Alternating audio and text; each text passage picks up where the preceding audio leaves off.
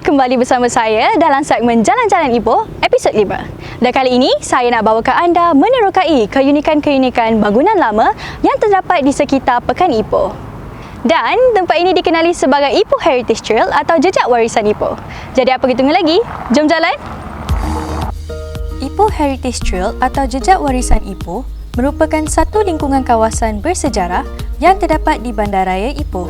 Dengan kedudukan bangunan berdekatan antara satu sama lain, lokasi ini sering menjadi tumpuan para pelancong dari dalam dan luar negara. Ia ibarat jika anda berkunjung di Ipoh tanpa menyusuri Ipoh Heritage Trail, bagaikan tidak lengkap aktiviti anda sepanjang berada di sini.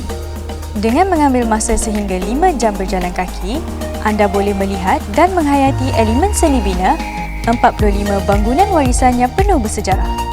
Ipoh sememangnya kaya dengan kepelbagaian produk pelancongan yang merangkumi eko-pelancongan, warisan, kebudayaan dan sebagainya.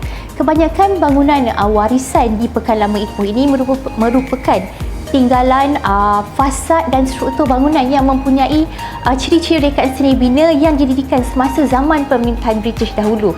Ianya membawa elemen British kolonial yang masih lagi tersegar indah dan menjadikan ia unik sebagai tumpuan pelancong.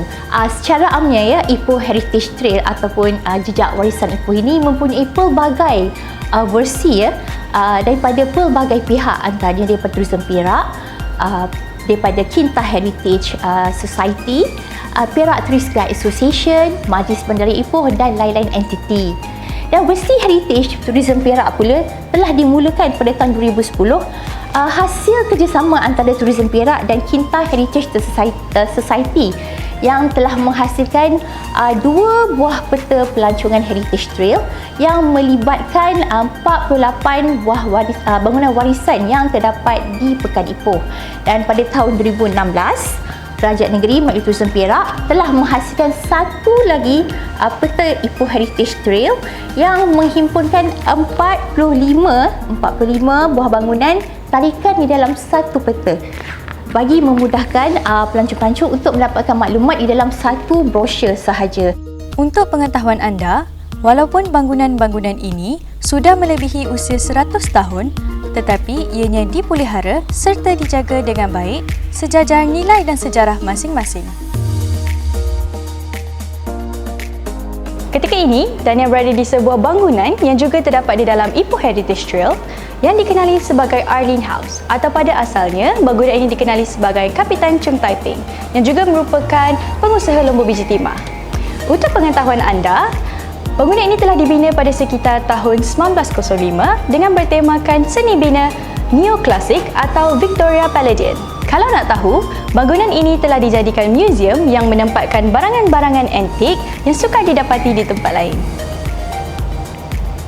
Okey, Mr. Michael Chan, boleh beritahu saya apa keunikan yang terdapat dalam Arlene House ni? Bangunan ini merupakan 3 tingkat dengan keluasan 7,200 kaki persegi. Kami telah menjadikan dia sebagai sebuah muzium dan kita telah menghiasinya dengan kelengkapan barangan antik dan juga perabot zamannya.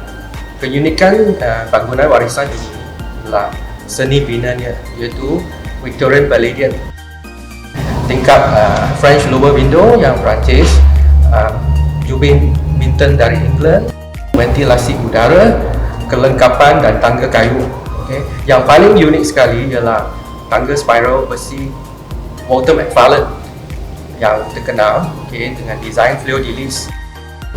Mereka bentuk bunga lili Perancis yang dibuat dan import dari Scotland, negara Scotland. Tangga seumpama ini adalah ada 2, yang satu di Perak dan satu di Kelantan, dan tangga di sini adalah yang tertinggi sekali di Malaysia. Okey, kenapa Mr. Michael nak jadikan Arlene House ini sebagai sebuah museum?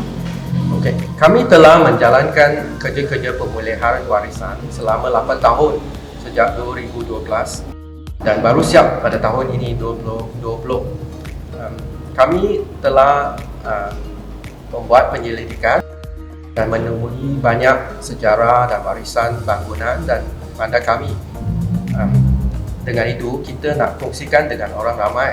Di sini kita boleh menghargai sejarah dan mengimbau kembali zaman kegemilangan Pelonggongan Biji Timah masa dulu di Malaya, dan juga kenangan legasi dan sejarah kapitan yang terakhir di Perak dan Malaya dan juga Ipoh Bandar Warisan Biji Timah, dengan pameran-pameran menarik Instagramable yang telah dikurasikan dan diletak di 50 sudut dekat bangunan ini.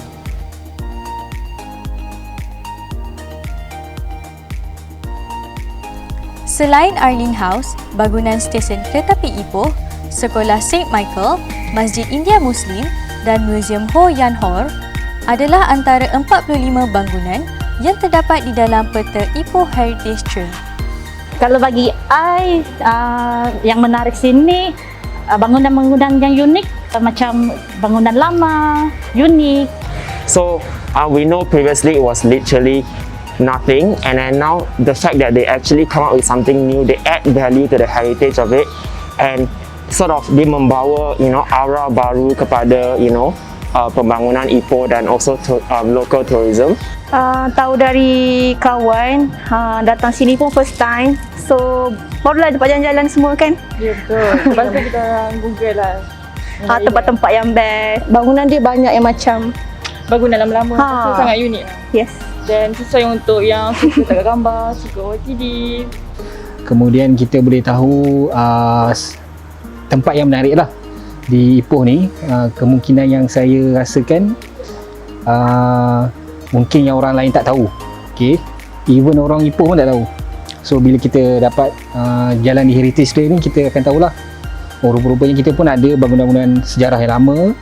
Bagi memberi nilai tambah terhadap kemudahan khususnya kepada pelancong, kerajaan negeri telah menyediakan perkhidmatan bas Hop On, Hop Off ataupun HoHo Perak yang melintasi dan singgah di lokasi-lokasi yang menempatkan bangunan di Ipoh. Selain itu, projek Tin Mining Heritage Trail Ipoh juga turut diperkenal dengan menawarkan perkhidmatan pemandu pelancong secara percuma kepada pelancong yang memerlukan.